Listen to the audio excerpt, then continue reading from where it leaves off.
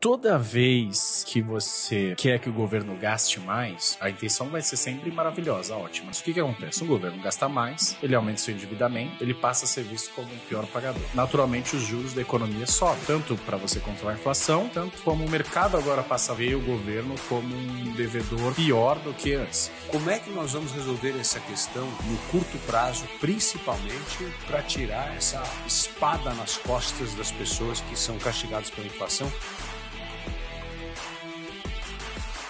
Toda vez que a gente vai lá e reclama dos gastos elevados do governo, é porque no fundo a gente está preocupado com a inflação que vai prejudicar os mais pobres. Sem responsabilidade fiscal não existe responsabilidade social. Esse é um velho tormento, né, na história do Brasil. Porque essa é a discussão que a gente tem que ter. Como é que a gente gera renda? Como é que a gente gera riqueza? Só de você ter isso, as políticas públicas que você vai propor faz completa diferença. Como é que a gente pode prevenir o fato de que um surto de emocionalismo, uma decisão pouco pensada, não é? O efeito dos demagogos, e acabe dando o tom da democracia? Como você vê que é possível fazer com que o judiciário volte a ser uma corte constitucional que zele pela Constituição e deixe de ser um poder que tem um certo ativismo político, em vez de fortalecer a democracia, colabora para essa polarização e esse enfraquecimento das instituições democráticas?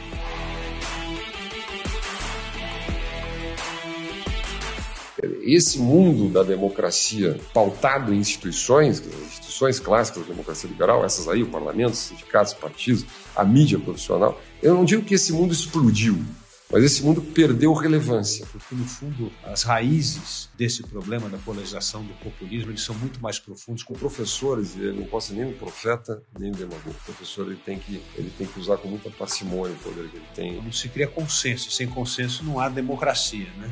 Eu diria assim até que a política tem que esquecer um pouquinho laica, ela tem que retomar uma discussão mais programática. Precisamos resgatar a nossa história e para que as pessoas possam entender que também temos referência. A nossa democracia não está aqui hoje por acaso, ela está aqui por causa da obra de muitos estadistas. Discutir o preço dos combustíveis a sério é discutir a paridade de preço de importação, a política de preços da Petrobras. Se adotou uma política injustificável de equiparar o preço da gasolina aqui no Brasil ao preço internacional.